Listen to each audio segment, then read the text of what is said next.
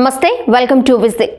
ప్రజాస్వామ్యంలో అత్యంత విలువైన హక్కు ఏదైనా ఉందంటే అది ఓటు హక్కే. ఒక ఓటు ప్రభుత్వాలను మార్చగలదు, ఒక ఓటు నాయకుల భవిష్యత్తును నిర్ణయించగలదు.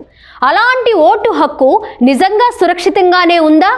ఇదే ప్రశ్న ఇప్పుడు దేశవ్యాప్తంగా చర్చనీయాంశంగా మారుతోంది. ప్రతి ఎన్నికల ముందు ఓటరు జాబితాల సవరణ జరుగుతుంది. కొత్త ఓటర్లను చేర్చుతారు, మరణించిన వారి పేర్లు తొలగిస్తారు, చిరునామా మారిన వారి వివరాలు అప్డేట్ చేస్తారు. ఇది సాధారణ ప్రక్రియ. కానీ ప్రతి ఎన్నికల సమయంలో కొన్ని ఆరోపణలు వినిపిస్తూనే ఉంటాయి. కొంతమంది తమ పేరు జాబితాలో లేదని చెబుతారు. మరికొందరు ఒకే వ్యక్తికి 2 చోట్ల ఓటు ఉందని ఆరోపిస్తారు. మరికొన్ని చోట్ల ఒకే ఇంటి చిరునామాతో వందలాది ఓటర్లు నమోదయ్యారనే విమర్శలు వస్తాయి. రాజకీయ పార్టీలు కూడా ఒకరిపై ఒకరు తీవ్ర ఆరోపణలు చేసుకుంటాయి. ఓటర్లను కావాలనే తొలగించారు అంటుంది ఒక పార్టీ, బోగస్ ఓటర్లను చేర్చారు అంటుంది మరో పార్టీ. అయితే నిజం ఏంటి? ఎన్నికల సంఘం ప్రకారం ఓటరు జాబితాల సవరణ ఒక నిరంతర ప్రక్రియ.